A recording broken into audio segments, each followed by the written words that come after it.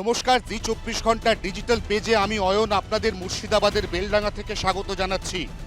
এই মুহূর্তে আমরা যাদের পাশে হেঁটে চলেছি তারা হচ্ছেন শান্তিরক্ষক, যারা ইতিমধ্যেই এই গোটা বেলডাঙ্গা এলাকাতে গতকাল মুর্শিদাবাদের পুলিশ সুপারের নেতৃত্বে একটি রুট মার্চ বিভিন্ন জায়গায় করেছে।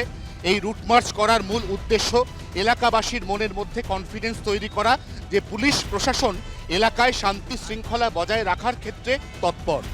বেলডাঙ্গা এমন একটি এলাকা যে এলাকা একদিকে গামছার হাটের জন্য বিখ্যাত। মুর্শিদাবাদের বেলডাঙ্গার কাঁচা লঙ্কা গোটা পশ্চিমবঙ্গের গণ্ডি পেরিয়ে ভারতবর্ষের বিভিন্ন জায়গায় যায়।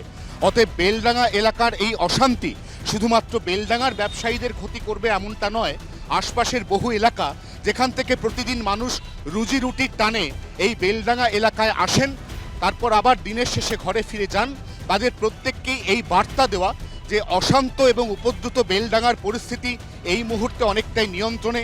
পরিস্থিতিকে স্বাভাবিক ছন্দে ফেরানোর ক্ষেত্রে অর্থনীতির চাকা ঘোরানো অত্যন্ত প্রয়োজন এবং সেই অর্থনীতির চাকা তখনই ঘুরবে যখন বেলডাঙ্গাতে আবার আগের মতো ব্যবসা পত্র বিক্রি বার্তা শুরু হবে।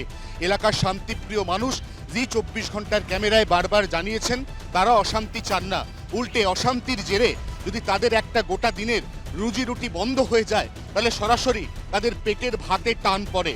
এবং ঠিক সেই কারণেই বেলডাঙ্গার মানুষের কাছে এবং এই ছবির মাধ্যমে আশপাশের সমস্ত মানুষের কাছে পুলিশের এই বার্তা যে বেলডাঙ্গা এই মুহূর্তে একেবারেই পুলিশের নজরদারির মধ্যে রয়েছে। বেলডাঙ্গায় এই মুহূর্তে ঘন ঘন পুলিশি টহলদারি চলছে। পুলিশের রুট মার্চের মধ্যে দিয়ে সাধারণ মানুষকে বার্তা দেওয়া হচ্ছে যে বেলডাঙ্গার পরিস্থিতি নতুন করে আর উপদ্রুত হওয়ার আশঙ্কা থাকছে না, বেলডাঙ্গার পরিস্থিতি একেবারেই স্বাভাবিক। অতএব আপনারা আবার ঠিক যেভাবে বেলডাঙ্গায় আগে আসতেন, যেভাবে এখানে কাঁচা লঙ্কা বা গামছার হাটে বিক্রি বার্তা করতেন, আপনারা প্রত্যেকে আসুন। পুলিশ আপনাদের প্রোটেকশন দেওয়ার জন্য একেবারে তৈরি রয়েছে। আমরা ছবিও দেখতে পাচ্ছি এবং আমরা অবশ্যই কথা বলবো। এখন কিছুটা আশ্বস্ত লাগছে, পুলিশ আগের মতো আপনাদের অশান্তি ভয় লাগছে না তো? প্রত্যেকে বলছে যে রুট মার্চ চলছে, আমরা দেখতে পাচ্ছি র্যাব, কমব্যাট ফোর্স, পুলিশের উচ্চপদস্থ আধিকারিক, এসডিপিও, এইচডিপিও তাদের নেতৃত্বে রুট মার্চ চলছে এবং এই রুট মার্চ এলাকাবাসী দেখছেন রাস্তার দুপাশে দাঁড়িয়ে।